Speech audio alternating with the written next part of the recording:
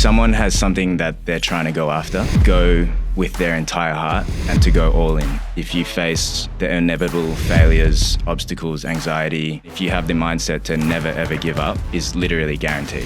It's just a matter of time. Most martial arts coaches build their legacy over decades, but every once in a while, you meet someone who's writing that story in real time. Vinh is the founder of Honor Martial Arts here in Melbourne.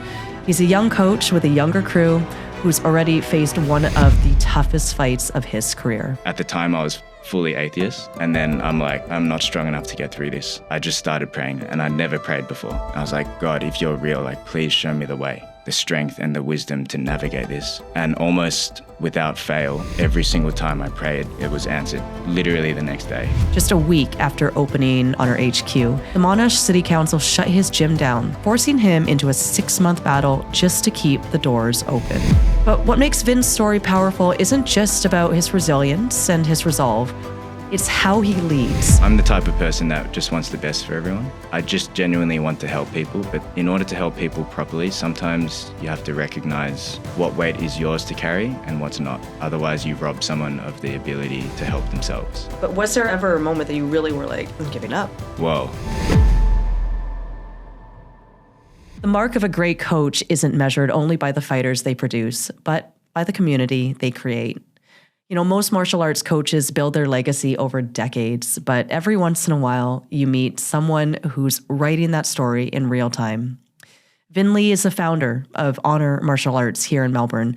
He's a young coach with a younger crew who's already faced one of the toughest fights of his career.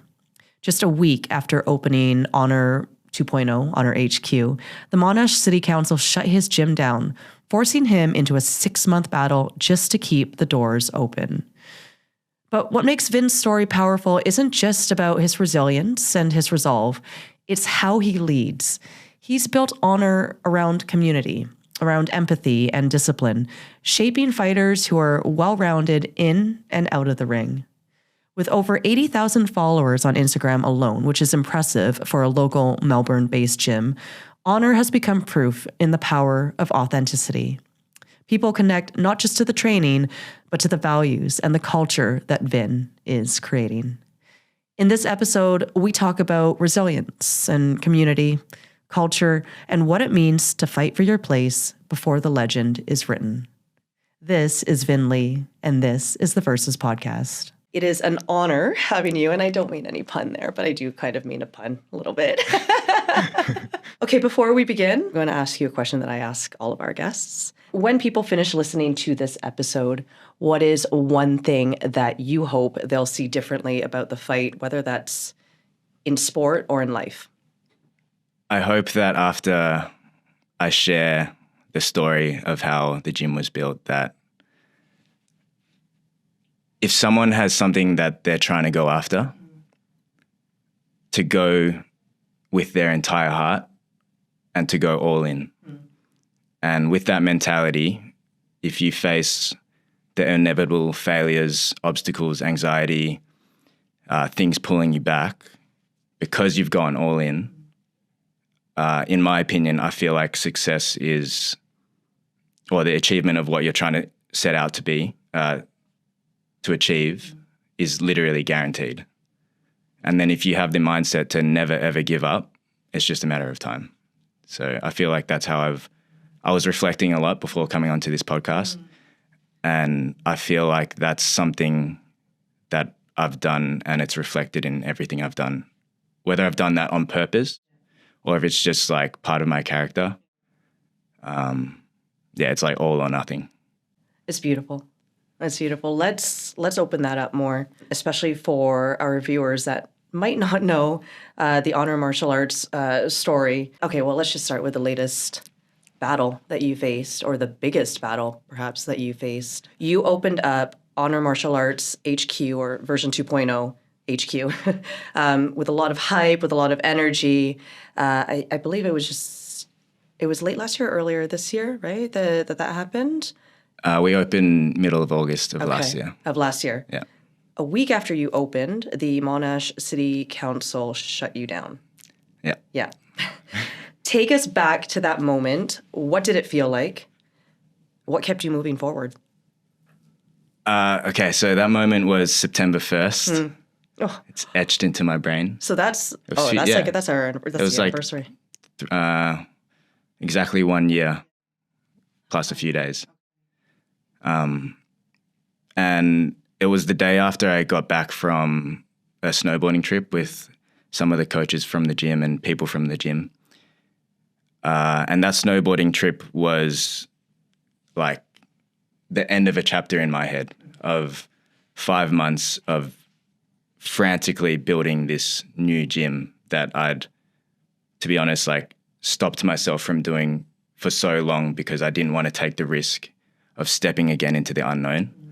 And I was carrying like the stress and the, like, for lack of a better term, like a mental burnout from that. And I was like, okay, I'm going to close this chapter with this snowboarding trip. And it was awesome. Like, but then Monday, September 1st, I'm driving to work and I get a call from one of my staff and they were like, Vin, someone's here. They're saying they're from the council. They say we have to shut down right now. I'm like, oh, I literally just said, oh, fuck. Yeah.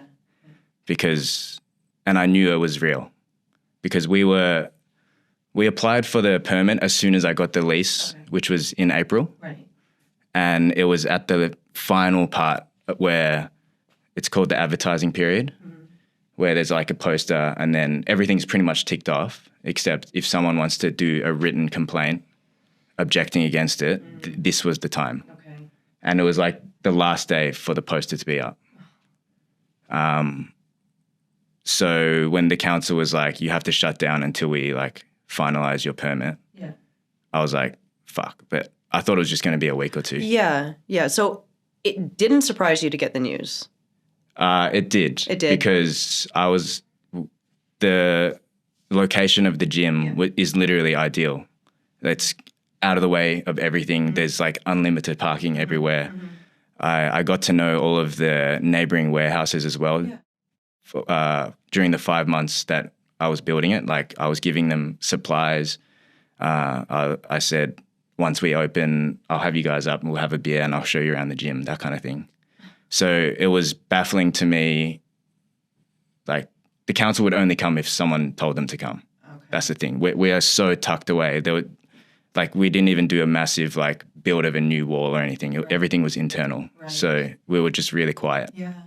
Yeah. So the fact that the council came, I knew someone complained and I wasn't sure who. Do I ask, do you know who now? Yeah, I know every single person that did. Yeah. Every single person. Oh my goodness. Okay. Yeah. So let's go. Well, okay. We'll park that one for a minute. You think about them every night. No. But no enemies. No enemies. Yeah. Well, we were just talking about revenge actually, in the last podcast I recorded. So yeah, that's why I'm thinking. Are you thinking about them? Do you still think about them? Not really. Okay. Not really. Now that it's over. Yeah, now that it's over. You opened up. Listen, so you said you thought it would be a week. So a week goes by, and then a month goes by, and then 6 months go by. Yeah. Again, bring us back to that. Like how did you cope in that time? And again, what kept you going during that uncertainty? As the weeks went on and as the months went on with like significant resistance to approving our permit, I actually didn't know if we were going to ever open again. Like deep down, I knew that there was no way out. Like the council literally told us they're going to reject it.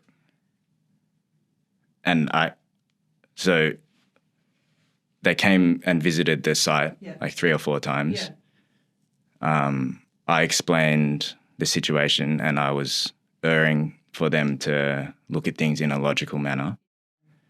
But it could just be the way I was viewing it, but I felt like there was a personal, like some sort of vendetta for no logical reason, allowing us to open. Like they were picking on the tiniest things. Okay, because I was going to say, were you in violation? And I don't know how much you want to actually talk about this or how much you can talk about this. Was there actual violations that were corrected, or like you said, was it something that was so minor or something that was so trivial? Well, Or is it the fact that essentially, you're a Muay Thai gym? maybe, or there was some like influence from connections outside of me. I don't know. Right. But to highlight how trivial it was, we were closed for 9 months. Right. And all we had to do to open was paint a line on the ground. Yeah, Whoa. I'm serious. Wait. Yeah. Okay, you see, now that's the soundbite right there. It's going to be like record scratch. Yeah. Line 9 on- months, one line on the ground. It took 30 minutes to do. That sounds made up. Yeah, like I have receipts. There's the line. I'll take you tomorrow. Okay. All right. Yeah. And change the entrance that people walk in. That's it. No way. Yeah. How? I'm so sorry that you had to go through that. Don't be sorry. Because I see it as a blessing. How? Why? Challenge and chaos is a blessing. I think that's how I got through it. Okay. Because even within it, I knew that there was no option to fail, even though I couldn't see the way out. Okay. Because too much was riding on it. It's literally my life's work. Yeah. On a martial arts, I sacrificed everything for it. From the beginning, I sacrificed everything. So I wasn't going to let the council or anyone stop me from doing that. It was just a matter of I didn't know how I was going to do it, but I knew I was going to do it. And in order to do that, I had to become someone that could do that. Right. You know what I mean? And I wasn't at the start. Right. But now, 1 year later, I'm a different person because only a particular type of person can overcome these odds that were presented to me, I think. But I'm not saying that, I knew I needed these 5 traits and I'm like going to stack them into my head. I actually, in the worst times so essentially if I couldn't get through this, if I couldn't reopen the gym, I'm bankrupt and there is no way out. And there's no plan B, right? So, and the council just told me they're going to throw it away. So then in these moments, I actually, at the time I was fully atheist. And then I'm like, I don't know, I'm not strong enough to get through this. I just started praying. Yeah, and I'd never prayed before. Even in your upbringing as a child, did you ever? I was in a Catholic school from primary school, but that was just, I was thrown into a Catholic school. Yeah. Okay, we're going to church now. Yes, yeah. I didn't actually have a good start to my primary school years, which is actually what started me into martial arts. Like I was instantly physically bullied. Okay.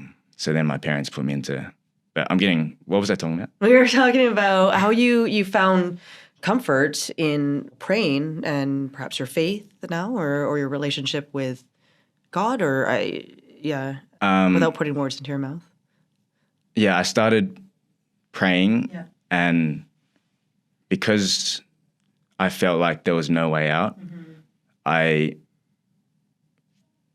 was praying with like a conviction behind it. I needed these prayers to be answered. I was like, God, if you're real, like, please show me the way. Right. Like, help me through this. Give me the strength and the wisdom to navigate this. And almost without fail, every single time I prayed, it was answered. Like, literally the next day. Right. Like, the people that needed to contact me and to help me presented themselves out of thin air. Mm-hmm. That's powerful. And I see, obviously, that you are wearing the cross now. So, I mean, obviously, this isn't a fleeting moment in a time of need and struggle that you went, all right, I need to pray now and I'm going to ask for something. It wasn't about asking, right? It's interesting because Luke Howard, you know Luke Howard, right? Yeah. He was on the podcast as well, and I asked him if there was anything, I guess, that he notices because he trains fighters of all different backgrounds and ethnicities and cultures and beliefs, and that kind of sets some people apart. And I'm paraphrasing here, but he did mention that the fighters that seem to have more of a relationship with God or Allah or whatever that may, that have more of a spiritual, I guess, grounding, they just seem to be more calm in the chaos, right? So it's really interesting that you That's really interesting, that you bring that up, and we didn't explore that much, but I think that's going to be something that we explore on Versus more so, because I mean what we do in martial arts, whether that be Muay Thai or boxing or BJJ, I mean it's a brutal sport, right? So we need to find that calm. Yeah. Tell us about your journey into Muay Thai, because you started chatting about how you were bullied as a kid, and this is a story that we hear a lot. I would like, if you could, to go into that more, and then also your experience with Vo Việt Nam. Yeah, Vo Việt Nam. Vo Việt Nam. Yeah, that's the Vietnamese martial art, right?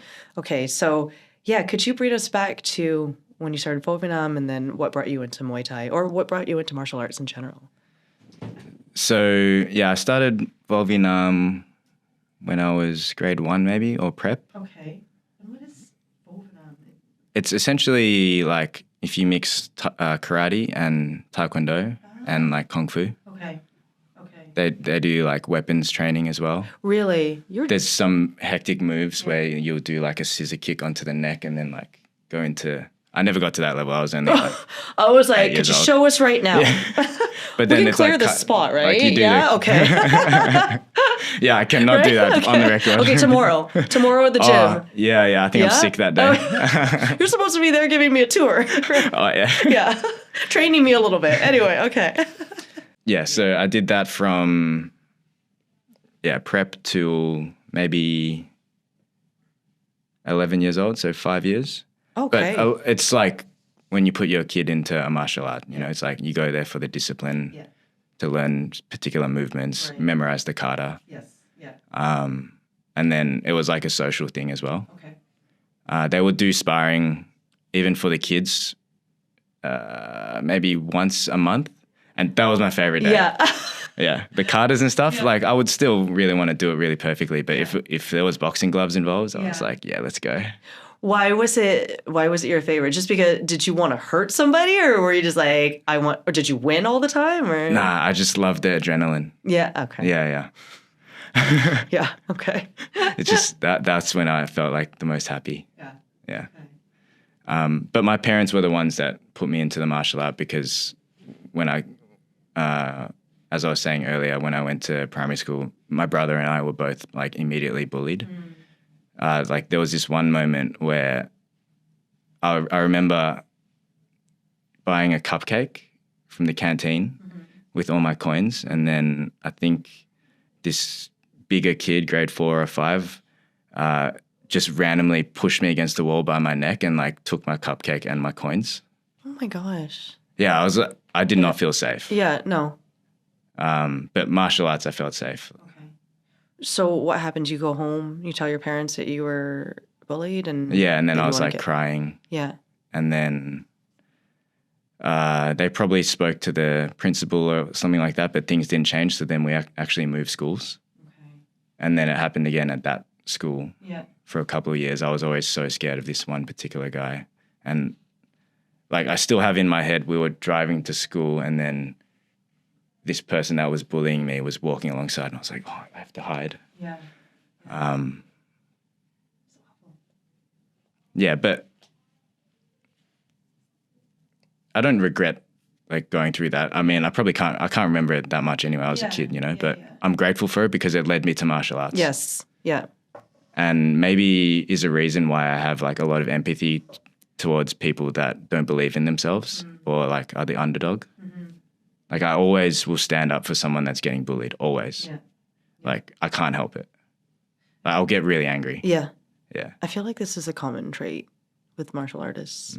I really do. I've heard this a number of times too. Is I've been bullied, and I will always stand up for those that feel like they can't speak for themselves, or they can't stand up, or they cheer for and they want the underdog to win. That's something that I always felt too. So yeah, it's interesting to hear it from so many, martial artists of all different disciplines, of all different ages, and all different backgrounds. How did you come across Muay Thai? Well, I did Taekwondo after Volvinam for 2 to 3 years until I was maybe 13. Okay. And then one of my brother's friends kept teasing me about I had a fringe at the time. He kept calling me emo. Okay. So I'd done Taekwondo for 3 years. I was like, let's go, man. Let's go. Let's go to the park. I'm serious. To the park at 3 p.m. Oh, God. Yeah. We went to the outside of it was my front yard. I was like, I've got these gloves. Put them on. Let's go. Yeah. Don't say that about my hair. No I was way. like 13. And then I did a Taekwondo stance. Okay. I'm ready to go. And then tornado kick to his chest. But he's like 10, 15 kilos heavier than me. He's like a big guy. Okay. So he just eats, he eats the kick. Yeah. And then he just takes me down. I just got destroyed. And I was like, hey, this is nothing against Taekwondo. Yeah. I was just a 13-year-old that had done it for a few years. Yes. You know what I mean? My ego was massive. Yeah. And this guy was teasing me. Yeah. But at that point, I knew Taekwondo was not serving me. I'm never doing Taekwondo again. That's what I was telling myself.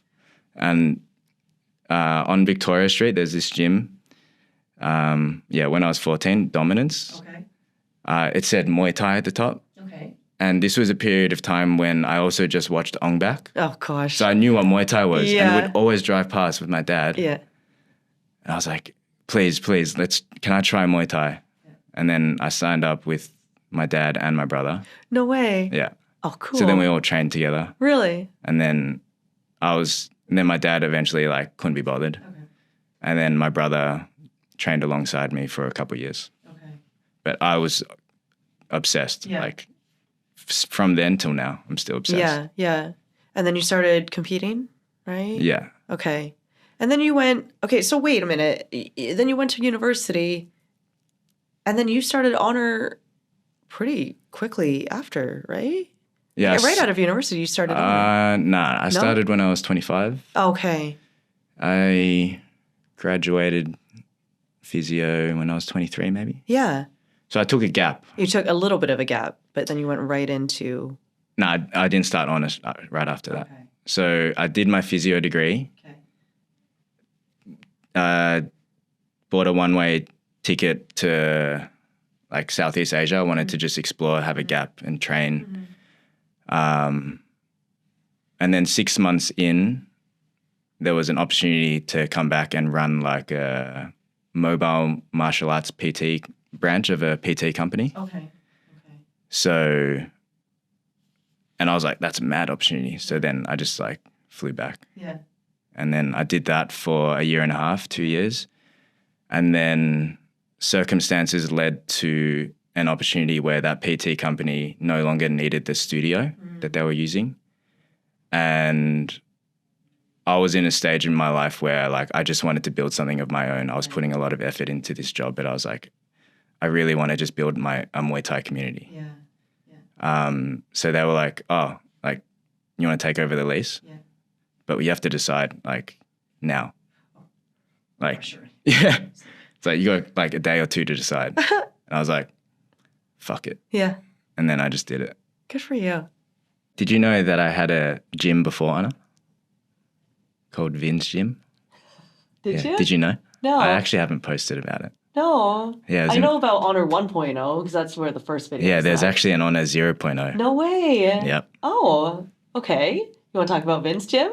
Is this going to be I was 19. The big reveal? Yeah, I was 19 years old and I just set up a gym in my mum's garage. I sold my car and I bought some mats and 2 bags. What? Yeah, okay. And my logo was a diamond. Nice. Yeah, diamond heart. Yeah, yeah. I just wrote on Vin's Gym, and I print on Microsoft Word. I just printed off these 10 class passes for $50. What? Yeah, and then I just like started training my friends and I was like, who were the on members? Gumtree as well. On Gumtree? Yeah, I was like, Muay Thai PT, Oh my gosh. come to my home gym. So how many members did you have?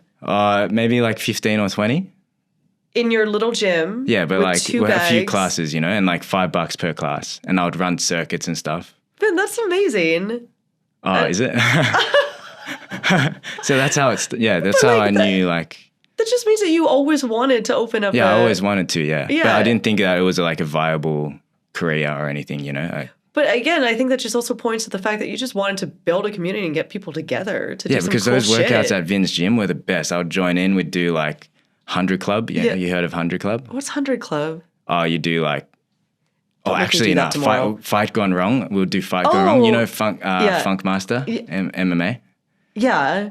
He does Fight Gone Wrong circuits where it's like 5 exercises, 5 rounds, Yeah. like 25 exercises or something. Yeah. Yeah, we just do it and we'd vomit and stuff. It was mad. Yeah, I don't want to do that. Yeah, and then we'd, tomorrow. like, have my food ankle after. feels really bad now. I can't Oh, train no, tomorrow. you're going to do Fight Gone Wrong tomorrow. Train tomorrow all of a sudden. You should come up with like a capsule drop of Vin's gym shirts or something like that. Do you saw the old logo? Oh, with the diamond. Yeah. Is it like in Microsoft Paint? No, you said Microsoft I have it. Paint. It's still on the whiteboard at my mum's place. What? Yeah. You should take a photo of that and like. Yeah, it's probably on my phone somewhere, but No I don't know if way. I can find it. Do you reckon iPhone has that ability to search? It could. You could try and find it. When you find it, you send it to us so that we can put it on the B-roll. Do you have any Oh, B-roll okay. of it? Of Yeah, Vin's gym? yeah, I do. Is it all over like Facebook and stuff? Nah, it's like all the way down on my coach Vin. And then, Is it really? Yeah. It's so good. yeah, maybe I'll send it to you. Is there anybody that was a part of Vin's gym that's now part of Honor? Or that is progressed in Muay Thai and is fighting or still doing Muay Thai? Now, 2 of my best friends, Henry and Andrew, Andrew fought professionally once, Really? but not for me. They would always come along. But everyone else was just people that wanted to be around a home gym vibe and learn Muay Thai. Wait, what did your parents think? It's like all of a sudden their garage it's like turned into the gym. It's your gym now. They can't even park their cars in there. Yeah. Yeah. Nah. Well, my mum was just used to me doing random stuff. Yeah. And I'm very stubborn when it comes to what I want to do Okay. when it relates to my own life. Yeah. Yeah. So yeah, I just wanted to, I didn't have much money, but I had a car. Yeah. Yeah. I bought this car off my coach, Keith. And it was like too much petrol. Too much petrol. It's like 16 liters per 100 kilometers. It was really Those are bad. numbers that I don't quite. Let's just say it's really I live in bad. Bali now. I have a scooter now, right? So it's like it's like $5 to fill up my scooter, and that lasts me for like 2 weeks or something. Oh, whoa. Yeah. Yeah. This one was like probably $100 a week. Okay. And I like barely drove. Back then too. Yeah. No. And I was working at Subway at the time. What kind of car did you have? It's a Mitsubishi Verada. It's like a 6-cylinder. Yeah, of course it's of course it's gonna guzzle up gas like that. Yeah. A So I was like, six-cylinder. fuck this. I'm selling this car. I'm making my Vin's gym. gym and I'm going to make this diamond logo. Okay, I'm going to pre-order the capsule drop of that, whatever that is. Whether that's I got to the make a windbreaker- capsule drop now. 100%. Do you know how many people would support that? Oh, you reckon? I don't know. Yeah. Also, it's a really cool, just Vin's gym. It just sounds like so old school, just legit. Yeah, we had a speed bag. We had 2 and 2 bags, two and other 2 heavy bags, and we bags. had like some secondhand weights equipment, a bench press. See, Yeah. that's okay. We Yeah, had we a need some floor-to-ceiling B-roll. bag. I made this tennis ball contraption with 2 strings, Yeah. and then one of them's moving, and one of them's for head movement. Yeah. It's just like a playground, Yeah.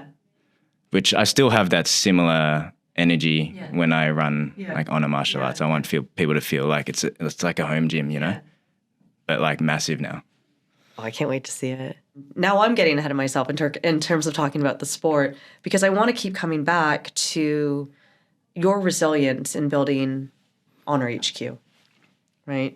So you're able to find, if we could come back to that, you're able to find your way through it. But in that time, you also found another gym and then you all of a sudden had 2 gyms. Yeah. Well, that was the way out. It was That's the way it out. was the only way out in my eyes. So what ended up happening was towards the end of the year, so around November, we managed to convince the council to give us the permit. Okay.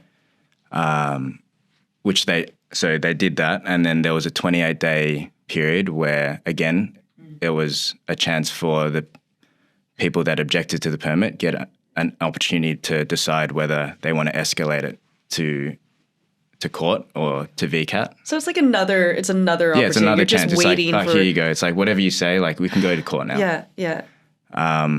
So after, like, I had a trip booked to Thailand and Sweden, like from earlier on in the year. I was going to cancel it because, like, my gym was closed for 6 months at the time. I had no money. Right.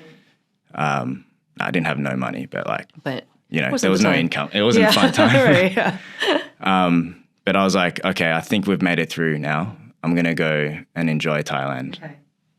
And then on the 28th day, I checked my phone. I'm like, oh, it's 28th day. There's no way that we're going to go to court because the wait time for court is at least 6 months. Okay.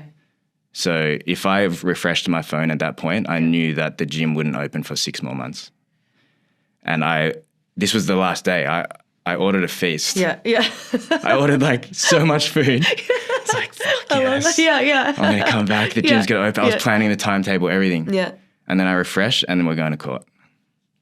For what? Oh, okay. Because essentially they're saying there's a 5-meter access way that's like too dangerous for people to walk, even though every single person walks there legally for the past 50 years. Yeah.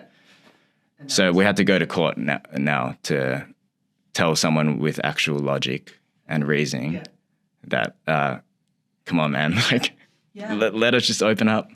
That is so frustrating. Like, I want to grab the table as we're speaking and just kind of shake it. Yeah. I've had to hold myself back many times from allowing emotions to take over. When you become aware of that, and kind of, I don't want to say suppressing because we don't love saying suppressing emotions, especially the more that we're learning about what makes, a better fighter or a martial artist. But when you're aware of those emotions, do you feel that there's a lot from your martial arts training that helped you get through this? What exactly, like, what did you learn through martial arts that helped you get through this as an entrepreneur, as a business owner? I've learned to not identify with my emotions. Allow it to course through me. Like, it's like waves in the ocean. Right. You can't control it. Okay. That's what emotion is to me. Yeah. It's just constant motion. Sometimes it's up, sometimes it's down. Down. I just try to focus on what needs to be done. Okay. And what needs to be done to push me further on the purpose that I've identified in my life. So you're just kind of riding the... Just riding it? Just ride the wave because you can't control your emotions. You just have to accept it for what it is. Did you know that? Did you find that as a fighter that you also were like that? Well, the first amateur fight that I did, I essentially allowed the anger to consume me. I was like 16 or 17, and I just touched gloves and haymaker. And literally like mentally blacked out and like 20 strike combo. Yeah. Really? But I've always had these like energy within me as a kid. Yeah. Like apparently I used to just run around the supermarket screaming if I didn't get like a lollipop, you know? Really? Yeah. Oh, you were that kid. Yeah. Oh, but I was like the cute version. Can you be the cute version of the kid that's throwing a tantrum because he didn't get a lollipop? I was never mean to anyone. Okay. It was just internal. Internal, okay. You weren't yelling or screaming? I wasn't yelling at anyone. I was just like, like crying. Oh, okay. Yeah. All right. Because I was going to say, if you're yelling or screaming, you're not cute at that point, like at all. You can't be. Yeah, I don't know. Maybe I was annoying. Who knows? You're like what my I can't actually remember. Okay, so what is, I mean, you've talked about riding the waves of emotions and just identifying them as emotions and all the setbacks, but was there ever a moment that you really were like, I'm giving up? I know you just said there was no way of not doing this, right? Like you would always find a way, but really, if you were being honest, was there ever one thing that just went, are you fucking kidding me. Yeah, there was like many of those. Okay. Yeah, at least like 5 or 6 instances. I actually had like 3 panic attacks. Really? Yeah. Have you had panic attacks before? Yeah. Okay. Yeah. See, I suffer from panic attacks too. Yeah. It's, I mean, if you don't know, then I don't know how to describe it, but that kind of emotion that triggered that level of Yeah, because I anxiety. realized what needed to be done and I had no idea how to do it. I see. Yeah. Okay. Just too much was on the line. Too many people were relying on me. Let's talk about that, about the community. Because I think I mentioned to you, how did I come across honor martial arts? And it was when, I guess Versus was just born, and I had really come on more as like overall marketing and thinking about what kind of content we want to put out there. I was in fight camp myself. This was last year.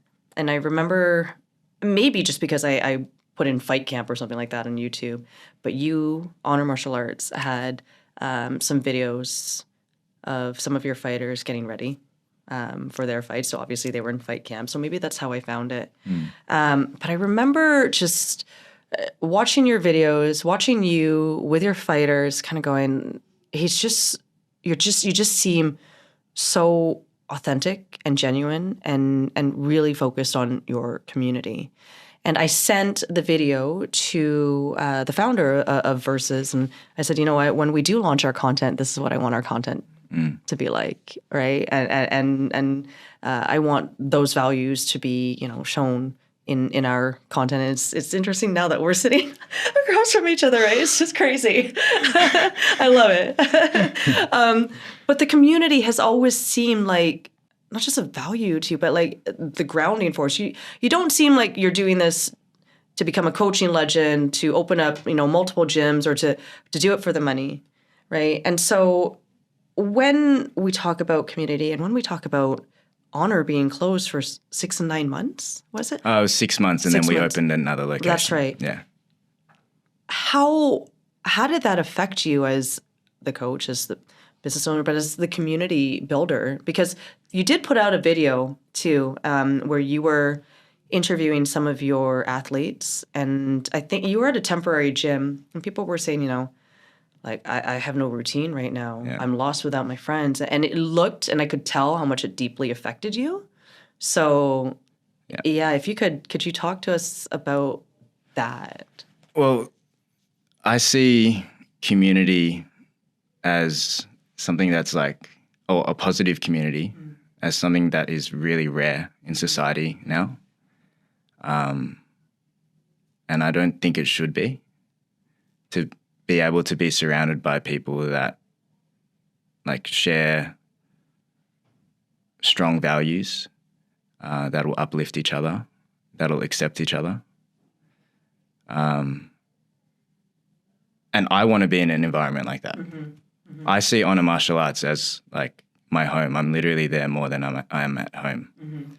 And I'm very selective energy-wise with who I want to surround myself with. Right. So it might even be a selfish thing, the way that the community has become like, how would you describe it just from looking? Like,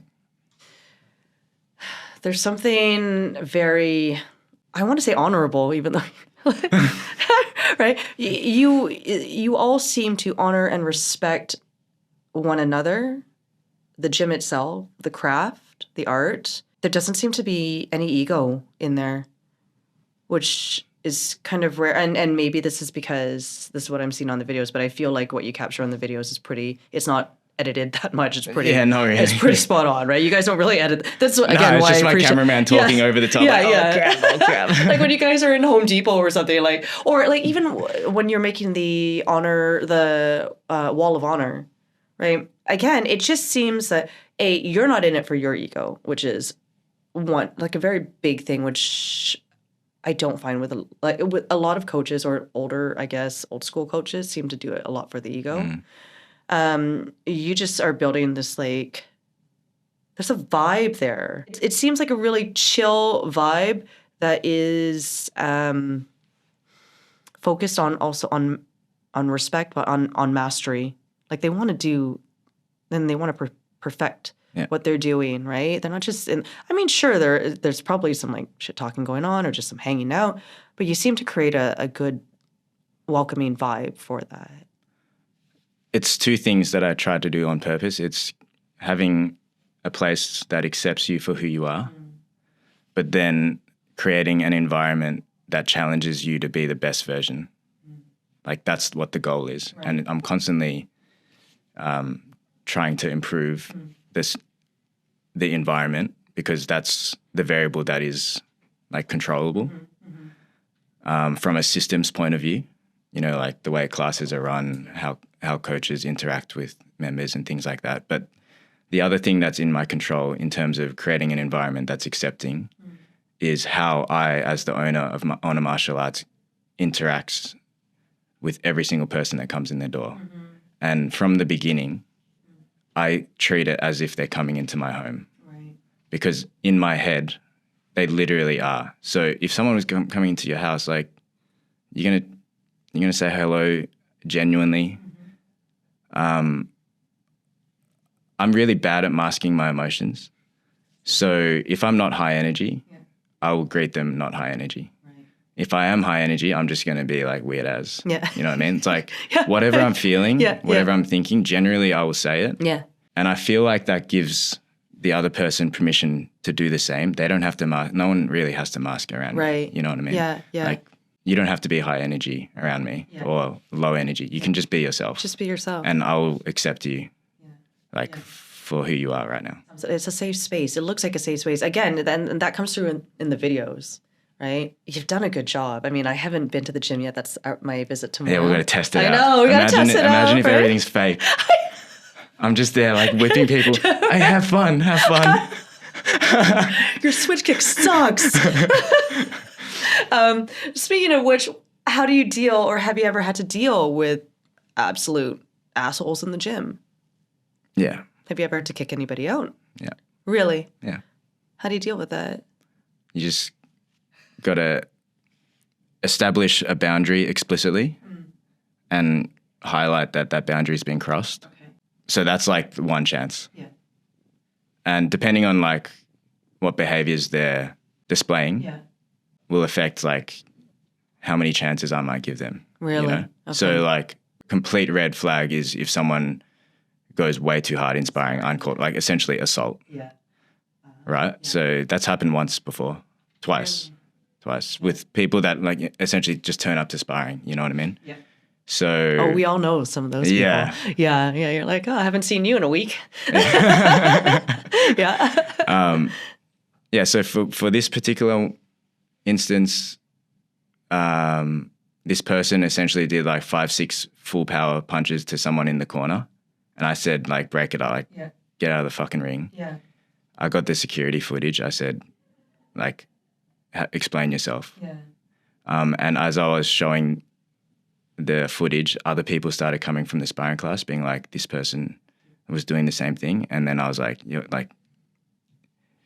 what do you have to say? And he said, I thought this is what sparring is supposed to be. Like, if you don't want to spar like this, then I don't want to be here. And then I said, leave then. Yeah. And then he said, I'm going to give you a 1-star review. So the only 1-star review is you should read, I keep it there.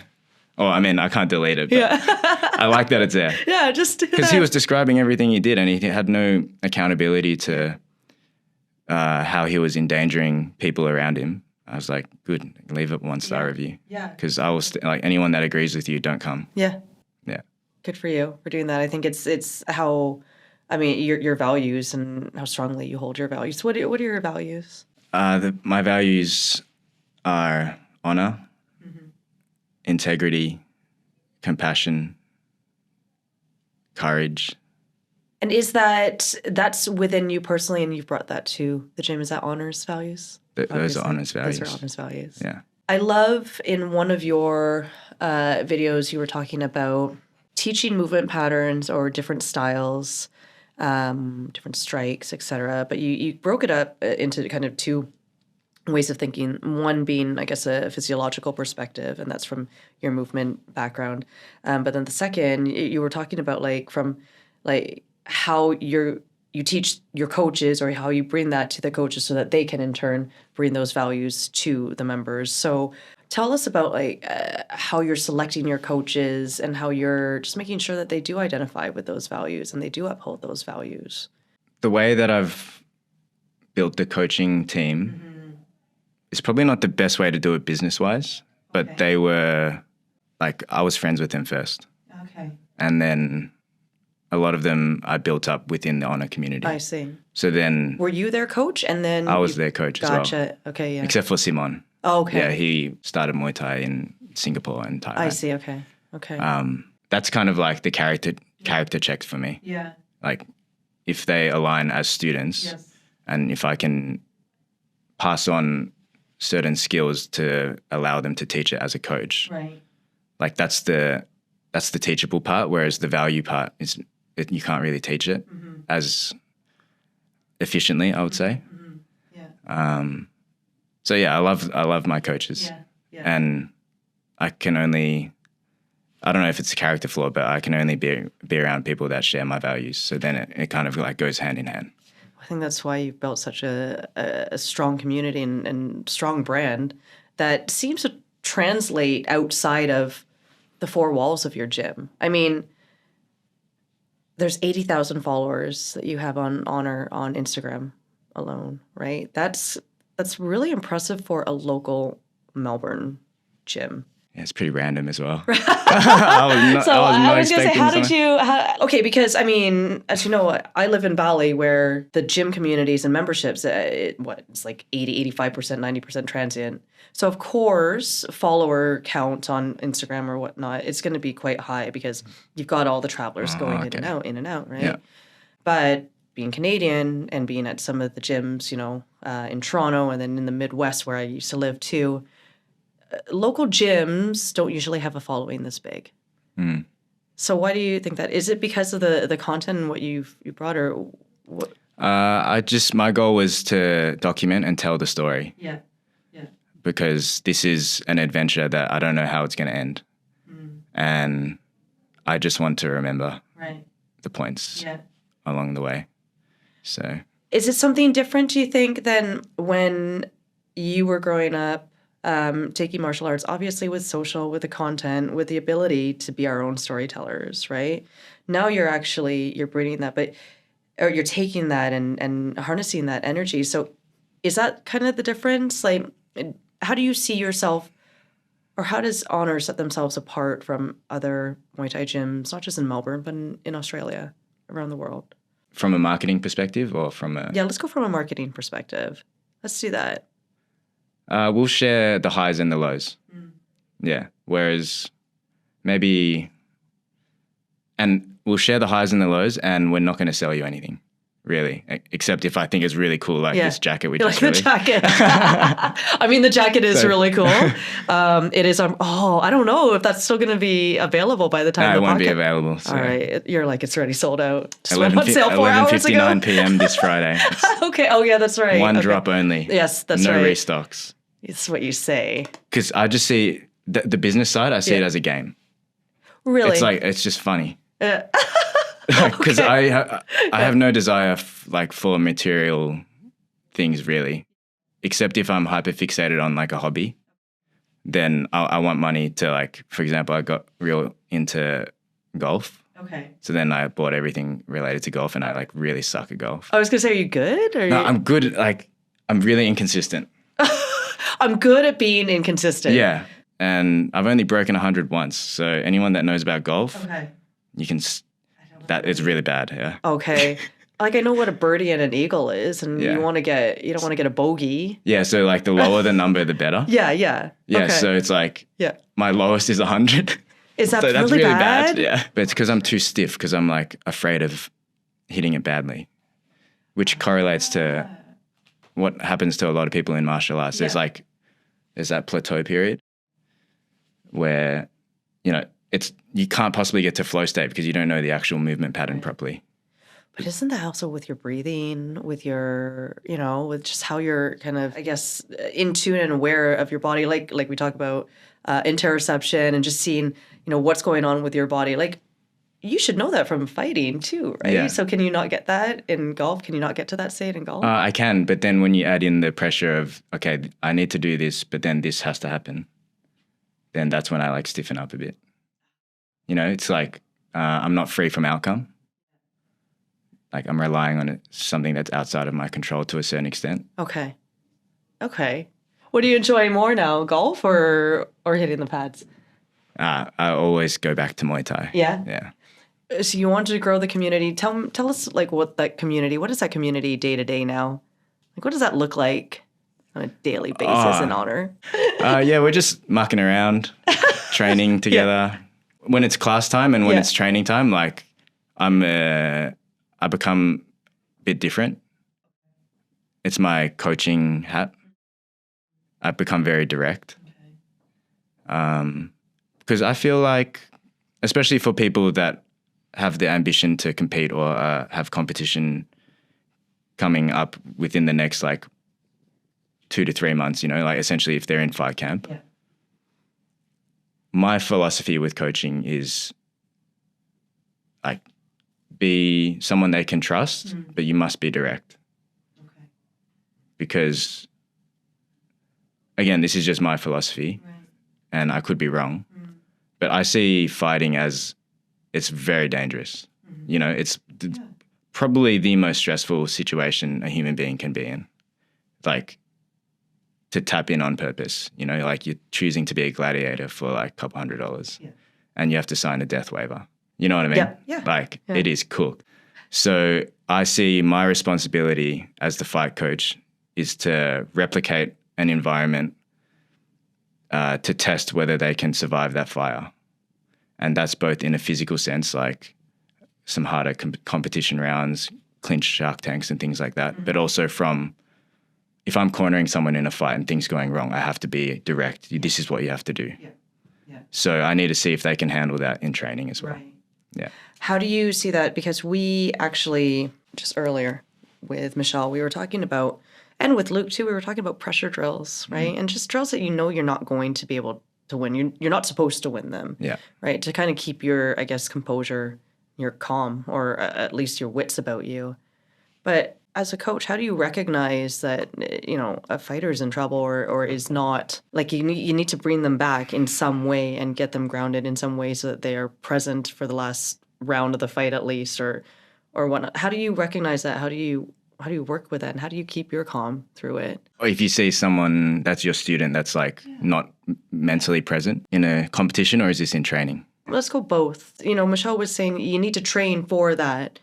Right. And even, I mean, Luke was saying the pressure drills, right? So at least you can almost by repetition get used to that. But I think sometimes it just seems so chaotic that it just would be scary. It is. I feel like it's supposed to be. And not everyone passes.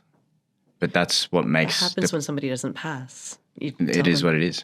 Do you just tell them? Again, you're just direct and you're like, you don't have the mental fortitude? Or it's like, these are the 3 things that cause you to fail. It's just data. Yeah. It's like, I see it, it's just black and white. Like, you're not ready yet. And that hurts people's feelings sometimes. But I would rather their feelings be hurt than them get knocked out in front of their family and friends, you know what I mean? Exactly. Or some permanent damage. Yeah. Right? And even if you prepare everything to a T, no stone unturned, you can still get messed up.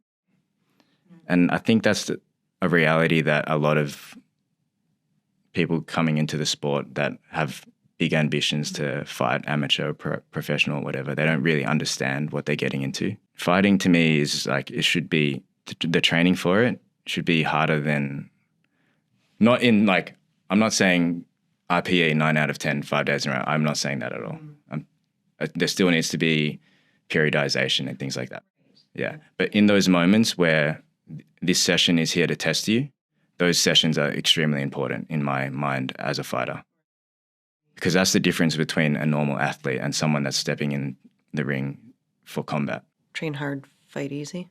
Yeah, that's what I think. A little bit, yeah. But with the science behind it.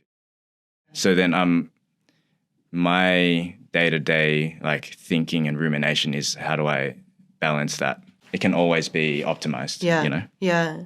That balance, though, obviously, because you already have that in you. You have your master's of Physiotherapy. sorry. And then you've got this incredible emotional balance and empathy with you. So I think those two things, if I do say so myself, makes you this very unique coach. Do you find that you're tapping into both worlds especially when you're training fighters or when you're in the ring cornering them? Or is it more like that empathy that's coming out, that emotional side? Oh no, but you don't want to, you ride the emotions, you said. With the empathy that I just simply try to put myself in other people's shoes, but it doesn't mean that I will give their emotions like power, if you know what I mean. Yeah. It's like just because someone feels a certain way doesn't mean that what they're saying is a logical thing. What percentage of your students are fighting or within like actual fights versus? I would say 10%. 10% or less. are fight. Okay. Ones that are actively seeking to progress to competition. And then, 8 or 9 out of 10 people are there to learn the martial art properly, but they're not going to commit, 5-6 days a week to step into the ring. So is it fair to say that you have kind of a younger fight team? Yeah. Yeah, right? Yeah. Okay. How do you feel that differs, or what you guys are doing, or how your training is different than the training that you grew up with, or that maybe some of the legends like John Wayne Parr would have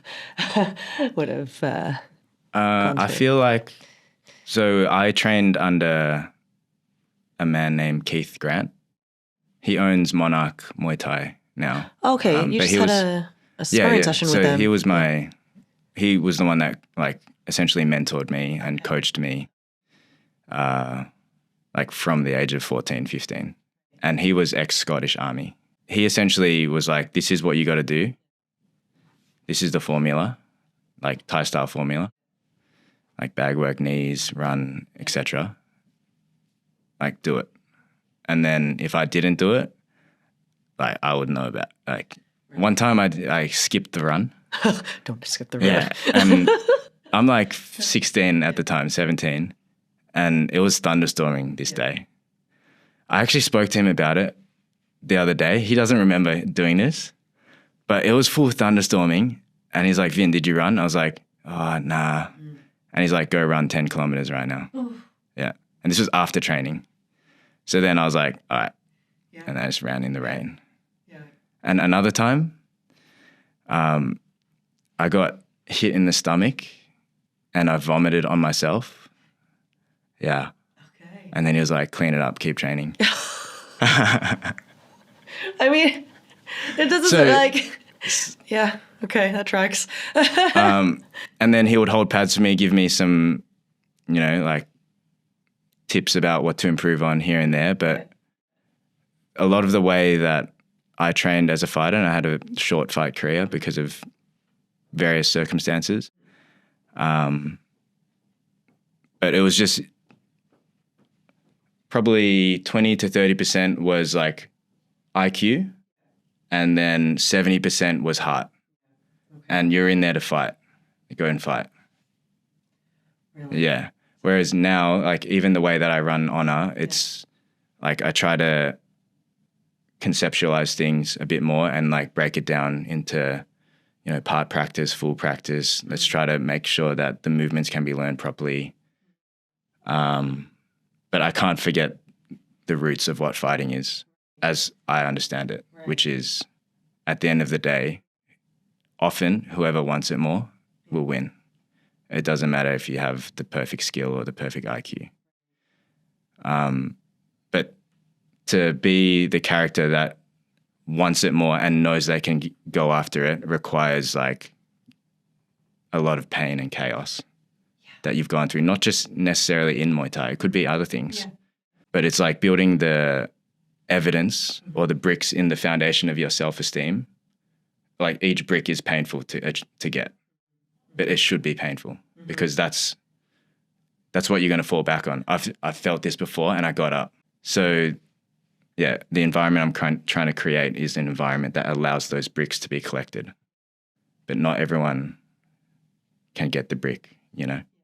So you have to be able to withstand the pain, and also the pain of being accountable to, if you're failing at something and you can't see that there's aspects that are within your control that you should change before you fail again, then you'll just keep failing. Yeah. Hold yourself accountable for. Yeah, you have to be able to hold yourself accountable. And be accountable. aware of what's holding you back, right? Exactly, Or why you keep failing. Yeah.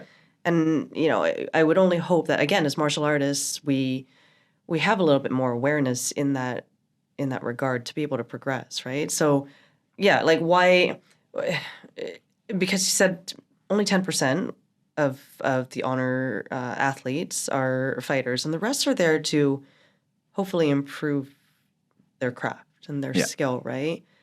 And how do you ensure or keep motivating them to show up every class to progress so that they don't fall out of love? Like we talked about Taekwondo. I mean, you've got the belts, right? We don't have belts. How do you ensure that kind of... My mission with the way that classes and the timetable is run is that everyone gets to train like a fighter. And again, as I keep saying, I'm still trying to optimize it, but I've split the classes into its the individual sections of a fight camp, you know, like clinching, sparring, and then we have all levels, which is about like training a particular fight style or IQ. And then we have the fundamentals class, which is going through particular biomechanics of different weapons per week. We have a Dutch style class and then boxing class. But all of those, what I do on Mondays, I sit down and I figure out the plan for every single class. So then everyone and then I post it in our private like members Facebook group. So then everyone knows at the start of the week, this is what's going to be covered, this is what's going to be learned, and these are the tools that we're going to try to sharpen. And then every week it's something different. Sometimes there'll be 3 or 4 people do amateur fights, and then I see that there's 2 or 3 things that everyone did wrong. And then that's the lesson plan. You know, so then it has to be adaptable. Yeah, yeah. Because I'm constantly reflecting like, oh, did I teach? I could have taught that better.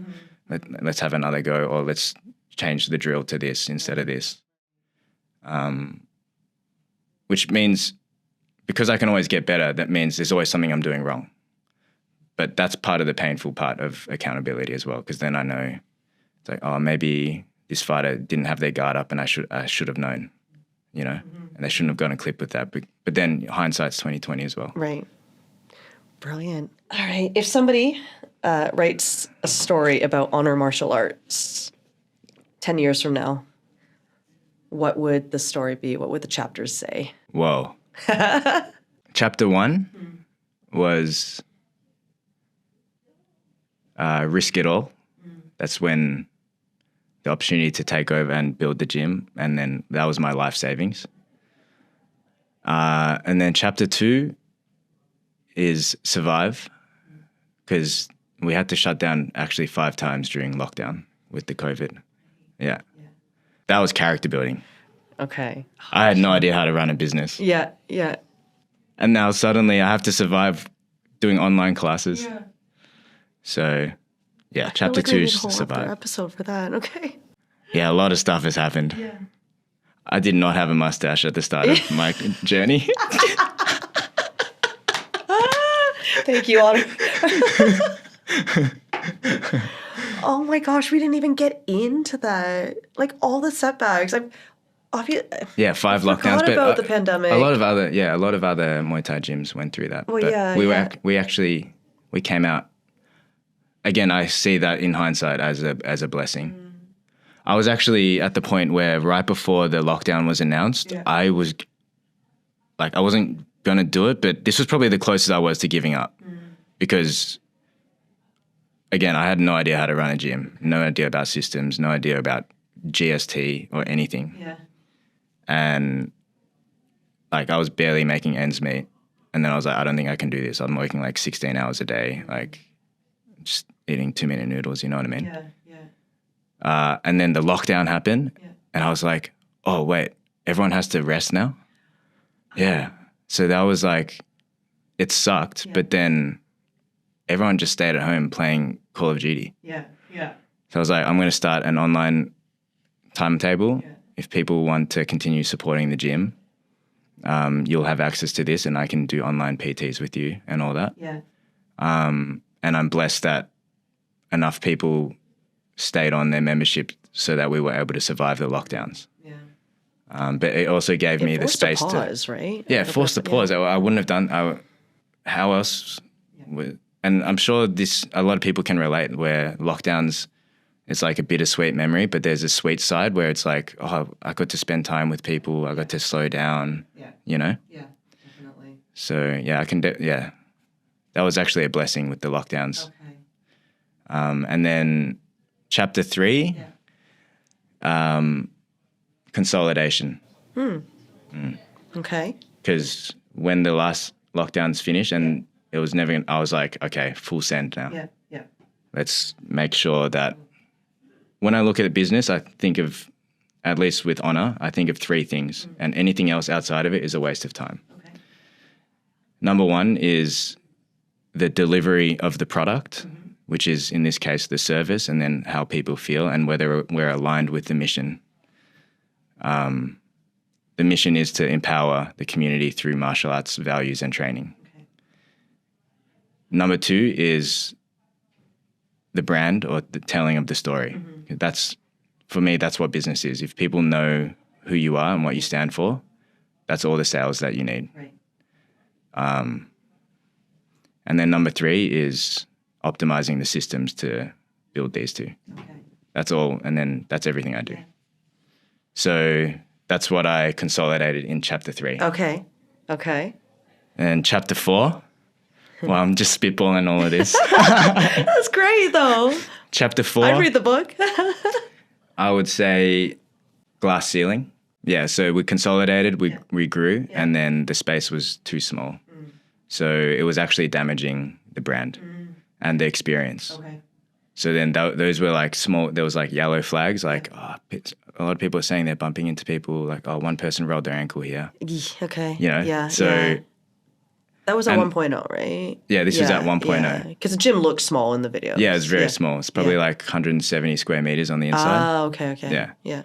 But I was a bit scarred from the whole 5 lockdown thing. Yeah, of course. So did I really want to take a risk? Like, I'm comfortable now. You know what I mean? Like, I was in my comfort zone. Yeah. We had we had the fight team going well. We had all the classes running well. And people wanted to sign up.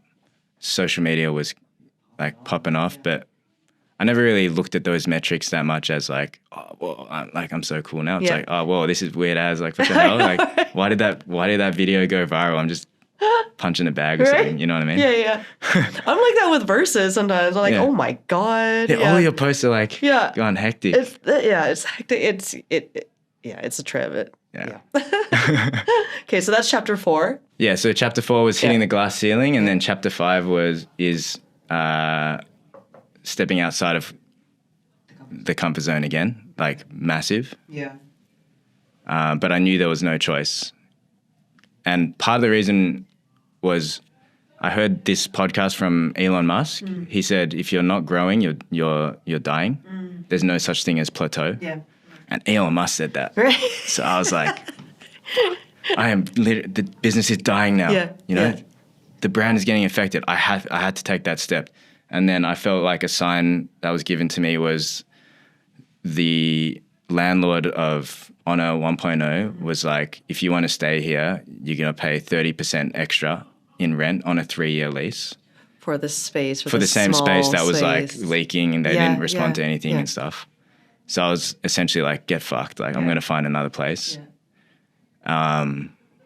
And this is like maybe a character flaw of mine, but it served me to where I am now. But I was always looking at warehouses in the background. But this was the second one that I physically inspected. Okay. This is at Honor HQ. Yeah. And I was like, let's do it. Let's go.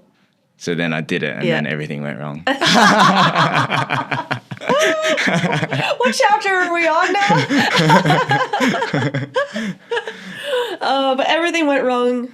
Well, yeah. So now- what was it? Glass ceiling, and then Yeah. stepping outside comfort Zone, zone, okay. and then learning how to build a gym from scratch Yes. would be the next chapter. Okay. And then finishing the build, Yeah.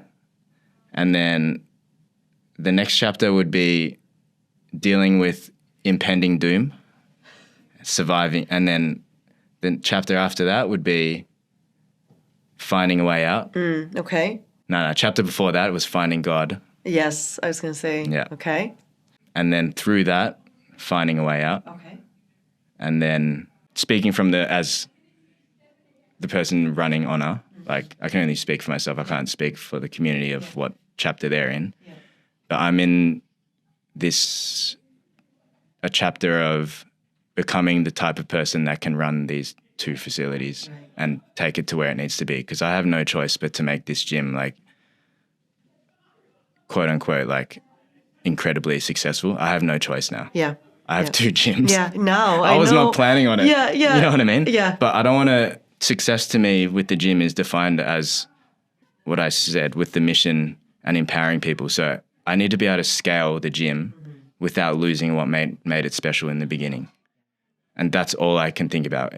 Like everything I do, I use that lens as a guide for the decisions I make throughout the day. And thank goodness for that, because I think this is where a lot of people, a lot of brands lose their way too, right? It's that they're scaling and they forget who they are. Yeah. They forget about their community. It turns very much into what they want, not what the community wants, right? So there's no doubt in my mind, Vin, that you're going to do this successfully and do this you're going to grow this to just great levels, right? But I don't want to build another gym. I need a few years off.